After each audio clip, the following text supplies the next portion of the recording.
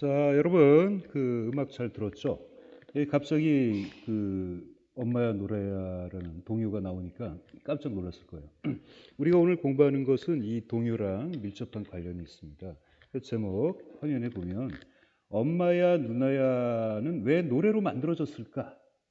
이게 바로 오늘 우리가 공부하는 시의 율격과 관련 있는 그런 부제가 되는 거예요. 엄마야 누나야는 왜 노래로 만들어졌을까? 물론 여러 이유가 있겠죠. 노래로 만든 사람이 이유가 있는데 우리가 말하고자 하는 것은 바로 뭐냐? 엄마야 누나야는 바로 노래로 만들기에 너무 좋은 어떤 자질을 그 안에 갖고 있다. 이겁니다. 그래서 엄마야 누나야라는 시는 노래로 만들어질 수밖에 없는 그 안에 어떤 뭔가가 있다. 이걸 갖다 오늘 공부하는 게 바로 시의 율격이란 말이야. 자, 선생님이 자꾸 존댓말로 하니까 그 수업이 어려워요. 그래서 중간중간 이렇게 반말을 좀 섞어서 할 테니까 잘 이해하고 오늘 그 수업을 따라가도록 하죠.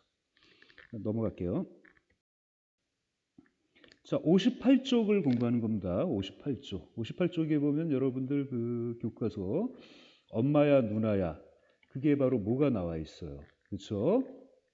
그 악보와 함께 이렇게 그게 왜 노래로 만들어졌는지 알아보자. 이런 학습 활동이 나와 있잖아요. 그 내용을 적은 게 바로 이거예요. 엄마야 누나야 강변 살자. 뜰에는 반짝이는 금 모래빛. 뒷문 밖에는 갈잎의 노래. 엄마야 누나야 강변 살자. 이런 노래인데 이게 왜 노래로 만들어졌는지 그걸 알아보고 추론해 가는 과정이 오늘 공부의 내용이 되겠습니다. 여기 잠깐 보니까 우리 지역하고 관련 있는 게 있네요. 강이 있죠. 우리 이포고등학교도 뭐예요? 이포라는 그 지역에 있는 학교잖아요. 그렇죠? 그 다음에 금모래빛. 금모래를 갖다가 여러분 한자로 하면 뭐예요? 새 금자를 쓰고 모래사.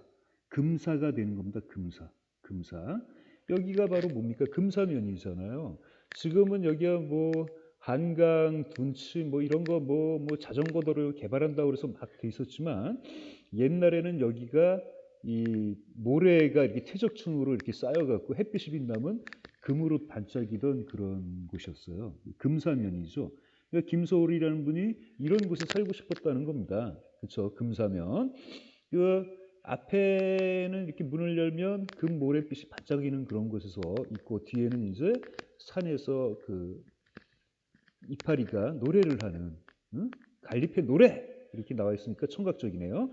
금 모래빛 이건 시각적이고 그래서 그런 강변에 살자 이렇게 얘기를 했던 그런 작품이 되겠습니다.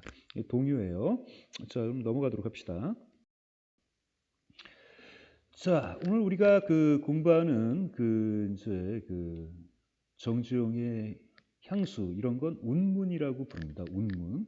그 외 글들은 산문이라고 불러요. 시는 운문이라고 부르고 그 외는 산문이라고 한다. 이렇게 부르는 것은 그 시가 율격이라는 걸 갖고 있기 때문에 그래요. 율격. 율격이라고 하는 건 음악입니다. 시에는 음악이 있어요. 음악. 리듬이 있어. 이게 율격이야.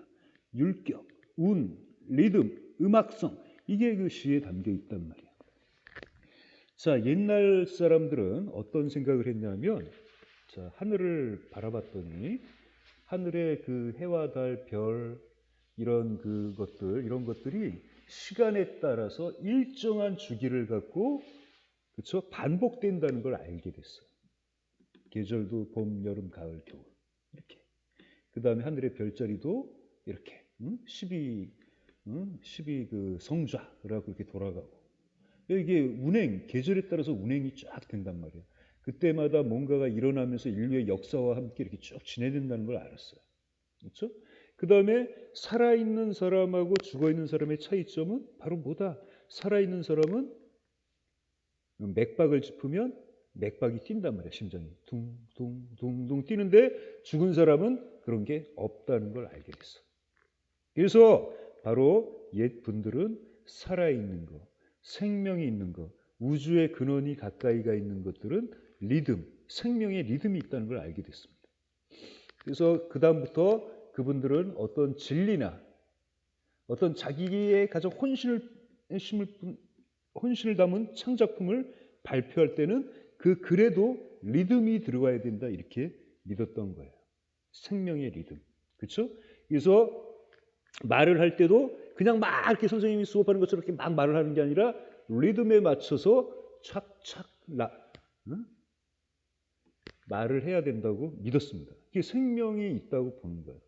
여러분들도 어때요? 여러분들끼리 만나갖고 둘이 A라는 친구와 B라는 친구가 서로 싸움을 하는데 이 XX에 어쩌고저쩌고 뭐 누나 뭐 어쩌고저쩌고 막 이렇게 욕을 한단 말이야. 그런데 한 사람은 이렇게 그냥 무작위하게 욕을 하고 한 사람은 그걸 갖다가 뭐가 되는 겁니까? 리듬에 맞춰서 라임을 살려서 야 넌 말이야 뭐뭐 말이야 뭐뭐 말이야 이렇게 얘기를 하면 그건 뭐가 되는 겁니까? 그 순간 생명을 갖게 되는 거예요. 그렇게 만들어진 게 바로 뭐예요? 여러분들이 즐기는 힙합입니다. 힙합. 흑인들이 그 뉴욕의 그나 뭐 이런 도시 뭐 어디 뭐 이런데 뭐 볼티모 이런 도시 뭐 이런데 중서부 어디 이런 데서 이렇게 그런 자기들의 이야기를 막 그냥 내뱉는 게 아니라 그걸 리듬에 맞춰서 이렇게 척척척 내뱉고 거기 하다 보니까 거기에 뭔가가 있는 것 같고 거기서 어떤 삶과 생명에 대해서 이웃에 대해서 사랑에 대해서 어떠한 중요한 진리 같은 걸 도출할 수 있다고 믿었던 겁니다. 그게 바로 힙합 음악의 시작이에요. 그렇죠? 그래서 그 힙합 음악이 그 발전할 때 그 있었던 투팍이라든지 이런 사람들의 그 음악을 유튜브에 한번 이렇게 들어보세요. 쇼미더머니에 나오는 것보다 훨씬 더 그 리듬에 맞춰서 뭔가 이렇게 잘하고 있습니다. 그렇죠? 뭔가 이렇게 좀 생명적이고 깊이가 있는 그런 음악들이 흘러나와요. 물론 지금은 이제 돌아가셔서 죽어서 없는 분이지만 여러분들도 좀 유튜브에 가서 한번 투팍 찾아갖고 아무 음악이나 이렇게 틀어놓고 그냥 마음을 비우고 쭉 들어보면 야, 그 힙합의 음악의 볼륨은 이런 거구나 이런 걸 알 수 있어요. 그렇죠? 그거에서 이렇게 좀그 밑으로 가면 또 자마이카 막 이런데 그 열대 더운 지방이 있습니다. 거기다 뭐 반말리 같은 사람들의 음악을 들어보면 그거와 유사한 어떤 그 삶의 그들이 발견한 리듬 같은 게 있다. 이런 것들이 우리를 갖다가 뭐한다? 편하게 한다. 뭔가를 동감을 얻게 한다. 뭐 이런 것들을 우리가 생각해 볼 수 있습니다. 그렇죠? 그래서 그 시는 기본적으로 리듬을 담는다. 리듬을 담는다. 이게 수없는 역사를 통해서 내려왔고 지금도 그 리듬을 갖다가 옛날에는 딱 규격에 맞춰서 담았어요. 근데 지금은 자유롭게 쓰자라고 하지만 지금도 여전히 거기에는 리듬이 담긴다라는 겁니다.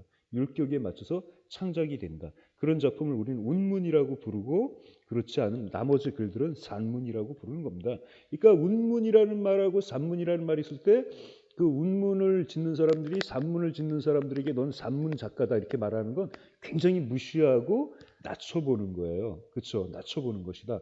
운문을 짓는다는 건 굉장히 어려운 겁니다. 그렇죠? 그래서 옛날 중국에는 그 운문을 잘 지었던 이태백, 두보 같은 분을 시의 신선이다, 시의 성인이다 이렇게 불러갖고 찬양을 하는 겁니다. 지금도 그분들을 찬양을 해요. 자, 그럼 다음 넘어가도록 하자. 자, 율격에는 다양한 율격이 있습니다. 우리나라 걸 중심으로 공부를 할게요. 우리나라 그 신라 시대 때는 향가라는 게 있었어요. 향가 19채로 되어 있습니다. 19채. 처음에는 네 줄로 되어 있고 중간도 네 줄로 되어 있고 마지막 종 끝나는 부분은 낙구라 그래서 감탄사와 두 줄로 되어 있는 총 10줄로 되어 있는 그런 완성된 그런 율격을 가진 그 향가가 신라 시대 때 있었습니다. 신라 시대 때 쭉 내려오다가 그 다음에 또 하나 이제 아주 그 중요한 율격을 가진 그런 장르가 탄생하는데 고려 말서부터 조선 시대에 시조라는 게 탄생을 해요. 시조. 시조는 역시 초, 중, 장, 각장, 사음보 끼어 말하기 단위예요. 사음보로 된 그런 그 율격을 갖고 있었어요. 가사는 시조가 좀 늘어난 건데 사음보로 계속 연속체가 돼요. 초중장을 지키는 게 아니라 이거보다 좀 시조보다 훨씬 좀 자유로웠던 게 가사고 그러다 보니까 시조에 비해서 가사는 어디에 가깝게 발전하게 된다. 산문에 가깝게 이렇게 발전하는 모습을 보여줘요. 그 말인지 알지? 그러니까 운문적인 형식 틀을 가장 잘 지키는 게 시조. 그렇죠? 그 시조가 좀 자유로워지면서 산문에 가까이 가는 게 가사. 이렇게 여러분들이 공부하시면 되겠습니다. 뭐 가사의 대표적인 건 뭐 관동별곡, 성산별곡 같은 거, 일동장유가 같은 거 이런 것들이 있는데 이런 것들은 나중에 이렇게 같이 공부해 보도록 합시다. 자, 현대시는 자유시이지만 다양한 율격을 안에 담고 있다. 그래서 현대시는 아예 그 율격이 없는 것처럼 보이지만 실제로는 있어요. 그래서 그 현대시가 갖고 있는 율격은 밖으로 드러난 율격이 아니라 안에 담겨서 숨겨져 있다. 그래갖고 내재율이라고 부릅니다. 내재는 안에 담겨 있는 율격, 리듬이다. 이렇게 말할 수 있는 거예요. 내재율, 안에 담겨 있는 리듬이다. 그래서 여러분이 참고서를 보다가 내재율 이렇게 나오면 아, 이건 자유시인데 그 안에 뭔가 율격이 있구나. 이렇게 여러분이 생각하시면 되겠습니다. 자, 아까 우리가 공부했던 그 잘 짜여졌던 시조의 율격 한번 예를 들어보도록 하죠. 조선시대 중기에 그 여류 그 문학가였던 황진이라는 분이 지은 시조예요. 황진이가 지은 시조는 4편이 전해지는데 걸작입니다. 아주 잘 지어졌어요. 그래서 우리가 뭐 황진이 얘기할 때 뭐 기생이다 뭐다 이렇게 얘기하는데 선생님은 그 작가다. 난 기생 이런 거 중에 작가다. 뛰어나신 분이다. 이렇게 선생님은 봐요. 이 황진이의 시조는 특히 그 러시아 사람들이 굉장히 좋아하고 많이 연구된 그런 작품들입니다. 우리 그 황진이 시조 중에 한 편을 동짓달이라는 그 시조를 보도록 합시다. 동짓달 기나긴 밤을 한 허리를 버혀내어 춘풍 니불 아래 서리서리 넣었다가 어른님 오신 발이라고 되어 있는데 오신 날이에요. 오신 날 밤이어든 구비구비 펴리라 이렇게 되어 있죠. 자, 요거는 옛날에 이렇게 노래로 불려졌던 건데 어떤 율격을 갖고 있는지 보도록 합시다. 동짓달 1이죠. 기나긴 밤을 2, 한 허리를 3, 버혀내어 4 이렇게 4개의 단락으로 이걸 갖다 끊어 읽기 리듬을 맞춰서 끊어 읽기를 하는 겁니다. 그래서 하나, 둘, 셋, 넷 영어로 1, 2, 3, 4 그래서 사음보라고 부르는 거예요. 사음보. 이 사음보가 로 되어 있는 게 3단락으로 구성되어 있어요. 초장, 중장, 종장. 이거는 우주의 순행을 따르는 겁니다. 왜냐하면 모든 사람들은 자연에 있는 물들은 초, 태어나서 성장하다가 중, 장년을 열심히 살고 종, 마지막에 늙어서 죽는다, 소멸한다. 이 초중종으로 된 그 3개로 자연의 성장의 모습을 파악을 한 거죠. 그래서 처음에 시조의 율격은 처음에 시작할 때는 뭐 어떤 이야기를 꺼내다가 그걸 갖다가 구체화시키다가 마지막에는 거기에 의미를 담으면서 자신의 주제를 담으면서 끝내는 겁니다. 그렇죠? 이렇게 돼갖고 그 사음보의 초장, 중장, 종장으로 된 시조의 율격이 완성되는 거예요. 밖으로 드러난 외형률이 완성되는 겁니다. 근데 현대 시조는 저런 시조의 모습을 시부에서 쓰다 보니까 답답하다. 자유롭게 쓰고 싶다. 그래갖고 막 쓴단 말이야. 그런데 그 안에도 이런 율격들이 숨어 있다는 거죠. 그걸 내재율이라고 부른다는 겁니다.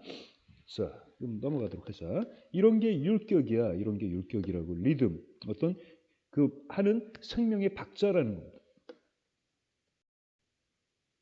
자, 우리가 아까 나왔던 그러면 그 김소월 선생의 엄마야 누나야라는 시는 도대체 왜 노래로 만들어졌을까? 그 시에는 이런 율격이 있어요. 보도록 하자. 엄마야 누나야 강변살자 하나 둘 셋 뜰에는 반짝이는 금 모래빛 하나 둘 셋 뒷문 밖에는 하나 둘 갈리페 노래 셋 엄마야 누나야 강변살자 셋 이렇게 3단락으로 끊어 읽는 부분이 있어요. 그렇죠? 근데 여기 뒷문은 글자가 2개밖에 없잖아요. 그래서 노래에서 마찬가지로 이 뒷자를 길게 읽는다. 뒷문 이렇게 뒷문 밖에는 갈리페 노래. 갈리페 노래는 글자 수가 이렇게 5글자니까 길잖아요. 그러니까 의자를 빨리 발음하는 거예요. 갈리페 노래. 엄마야, 누나야, 강변살자. 이런 율격이 숨어 있는 거죠. 현대 자유시지만 들여다봤더니 세달라고로 끊어있는 율격으로 들어돼 있구나. 삼음보에 율격이 있구나. 이런 걸 알 수 있고요. 또 하나 맨 첫 줄에 보면 엄마야, 누나야, 강변살자라는 말이 끝에 또 반복되고 있어요. 앞에 게 끝에 반복되는 거 이런 걸 수미상관이라고 합니다. 똑같은 게 반복이 돼도 율격이 있습니다. 율격이 생겨나요. 그렇죠? 또 엄마야, 누나야 단어의 끝부분에 야자가 아야, 아야, 아야 요게 반복이 되고 있죠. 그렇죠? 단어의 끝부분에 이게 반복이 되고 있는 겁니다. 이런 거, 그렇지? 이렇게 단어나 문장의 끝에 반복되는 걸 가군이라고 부르는데 이런 것도 율격이 있는 거예요. 그래서 다양한 그 율격들이 이 안에는 숨어 있다라고 되어 있습니다. 그 다음에 이행하고 삼행을 이렇게 보면 뜰에는 반짝이는 금모래빛, 뒷문 밖에는 갈리페 노래. 문장 구조가 유사합니다. 문장 구조가 이행과 삼행의 문장 구조가 유사해갖고 반복되는 느낌이 있어요. 그것도 율격이에요. 그렇죠? 그래서 이 대구법이 쓰여졌다고 볼 수 있습니다. 그래서 전반적으로 그 김소월 선생의 바로 엄마야 누나야는 기본적으로 삼음보 율격을 바탕으로 하고 있고 다양한 가군과 그다음에 반복법, 수미상관법 이런 걸 통해서 기본적인 내재율을 만들기 때문에 율격적으로 굉장히 뛰어난 시가 되는 거죠. 그러니까 당연히 이걸 갖다가 읽었던 한 사람은 어떤 음악가는 노래로 바로 만들어 버릴 수가 있는 겁니다. 너무 쉽게 만드는 거죠, 노래. 그냥 노래가 된 거예요, 이건 작곡가가 잘해서 했다기보다는 그 시 자체에 벌써 노래가 숨겨져 있는 겁니다. 그래갖고 아까 우리가 들었던 그런 노래가 생긴 거죠. 노래를 2번 듣지는 않겠습니다. 선생님이 찾아봤는데 한 번만 듣도록 그렇게 돼 있더라고요. 그렇죠? 자, 넘어가도록 할게요. 자, 그러면 이 삼음보의 율격은 뭐와 닮았느냐? 이런 거 한번 보세요. 우리의 민요. 아리랑 아리랑 아라리요. 아리랑 고개를 넘어간다. 나를 버리고 가시는 님은 심리도 못 가서 발병난다. 4줄로 돼 있고 아리랑 아리랑 아라리요. 삼음보하고 똑같잖아요. 그렇죠? 삼음보로 돼 있고 4줄로 돼 있고 김소월의 바로 뭐가 되는 겁니까? 엄마야 누나야랑 거의 유사하잖아요. 그렇죠? 우린 이런 걸 갖다가 민요라고 한단 말이야. 근데 엄마야 누나야도 이거와 유사하게 돼 있단 말이야. 그래서 우리나라 사람들은 김소월 선생님을 바로 뭐냐면 그 민요 시인이다 이렇게 불러요. 김소월 선생님의 진달래꽃이 우리나라에 탄생된 지가 굉장히 오래됐는데 가장 우리나라 사람들이 사랑하는 시입니다. 첫 번째 우리나라의 현대 시이면서 가장 우리가 사랑하는 시고 그 안에는 민요의 삼음보의 율격이 담겨 있고 또 이별에 관해서 또 우리 한국 사람이 갖는 미덕이 담겨 있고요. 그렇죠? 그 다음에 슬픔을 참고 뭔가를 극복해서 새로운 걸 희망하고자 하는 내재된 그런 힘이 담겨 있는 그런 시가 되겠어요. 김소월 선생님은 우리는 그 민요 시인이다. 그리고 한국인이 가장 사랑하는 시인이다. 이렇게 말할 수 있습니다. 김소월 선생님은 그 고등학교에서 국어 선생님을 하면서 이렇게 재직을 하셨는데 그때만 해도 그 학교의 국어 선생님이다 그러면 뭐 이렇게 그 생활이 안정된 그런 직업은 아니에요. 거의 뭐 지금도 그렇게 뭐 좋은 건 아닌데 거의 그 입에 풀칠하는 정도도 잘 안 됐어요. 그래서 뭐 이것저것 하시다가 뭐 이렇게 좀 실패도 하시고 그래갖고 아주 젊은 나이에 뭐가 됐다 자살을 하신 거죠. 생을 마감하셨습니다. 그런데 그 하기 전까지는 아주 주옥 같은 작품들이 굉장히 많고 그런 작품들은 우리에게 뭐가 된다 큰 그 우리 삶의 문화적인 힘이 되는 거예요. 그렇죠?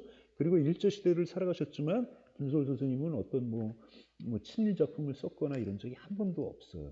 그냥 한국의 민요와 한국 사람들의 한과 한국 사람들의 희망을 노래하고 있습니다. 엄마야 누나야 강변살자 이것도 보면 그 한국 사람 그 일제 시대 때는 여러분들 그 일제라는 게 뭐냐면 그 혹독한 시대예요. 그 더러운 시대입니다. 그 뭐 어떤 이상한 인간들은 나와갖고 뭐 일제 시대 때 우리가 뭐 굉장히 그 뭐 근대화됐다. 뭐 위안부로 끌려간 건 그 여자들이 돈 벌기 위해서 자청해서 간 것이다. 이렇게 주장하는 그런 골빈 인간들이 있는데 참 그 정신세계가 선생님은 좀 의심스러워요. 굉장히 혹독한 시대였습니다. 어려웠던 시대예요. 정말 어려웠던 시대고 가장 또 그 중에 또 하나가 바로 뭐냐면 그 가족이 해체되는 시대예요. 뭐 그냥 한 가족이 자기가 살던 마을에서 살 수가 없었어요. 다 어디로 뭐 만주로 돈 벌라거나 이럴 수밖에 없었던 그 경제적으로 그 서민의 경제가 완전 붕괴 상태로 갔던 그런 때였거든요. 그렇죠? 떠돌아다니는 거예요. 힘들게. 응? 떠돌아다니는 때 그 아이의 목소리로 얘기를 하는 거죠. 응? 저 멀리 가 있는 엄마야, 누나야. 아버지는 너무 멀리 가서 어디 있는지 모르고 우리 강변에 가서 살자. 이 나오는 거죠. 앞에는 금 모래빛이 있고 금사면. 응? 뒤에는 그 숲이 있는 그런 데 가서 살자. 이렇게 얘기를 하는 겁니다. 이 눈물 나는 이런 이야기를 민요주에 담아서 나왔고 이 동요를 굉장히 그 우리나라 사람들은 사랑했습니다. 요즘은 여러분들은 이제 다른 사람 노래를 부르긴 하지만 그치? 학교 수업이 아니면 이런 걸 들을 수가 없는 시대가 오긴 했지만 그렇다고 해서 우리가 뭐 지금 이 노래를 절절히 사랑하고 막 이렇게 살아야 할 이유는 없어요. 그때랑 지금이랑 우리는 물적인 조건이 너무나 다르기 때문에 다른 경제적 상황을 살기 때문에 그렇다는 것이죠.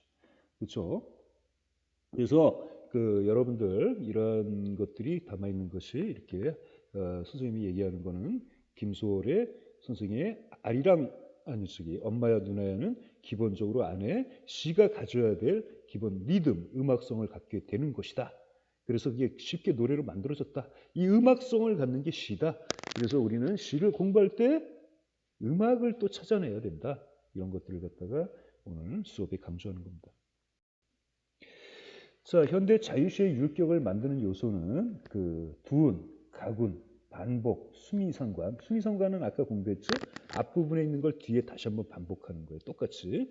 그 수미상관, 대구법 이런 것들이 있는데 이런 것들을 각자 공부한다 그래서 여러분이 그걸 쉽게 적용할 수는 없어요. 왜냐하면 여러 시들은 다양한 모습으로 나오기 때문에 다양한 시를 갖고 문제를 다루고 공부를 하면서 여기에 나온 율격들을 갖다가 익숙하게 찾아내고 적용할 수 있는 거지 여기서도 뭔가 이렇게 쭉 얘기하는 거는 무리라고 생각합니다. 그래서 앞으로 우리가 공부할 때 두군, 가운, 반복, 수미상관, 대구법이 나올 때마다 그런 것들을 공부하고 체크하고 하면 되겠습니다.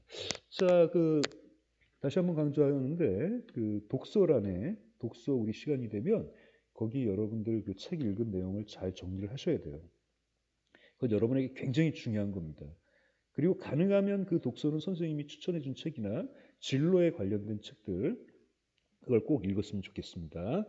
자, 오늘 수업 고생했고 다음 시간에는 정주영의 고향이라는 시를 내용 분석을 하면서 공부하도록 하죠. 다음 시간에 봐요. 자, 잠깐만요. 하나 더 있네요. 오늘 과제가 있습니다. 과제는 수미상관을 이루는 시를 한 편 찾아 시의 내용을 아래 토론날에 올리도록 한다. 선생님이 그 밑에 토론 수업란을 만들 거예요. 거기에다가 그 인터넷에 하나 찾아갖고 올리는 것까지 해갖고 과제가 된 겁니다. 이 과제 꼭 하셔야 돼요.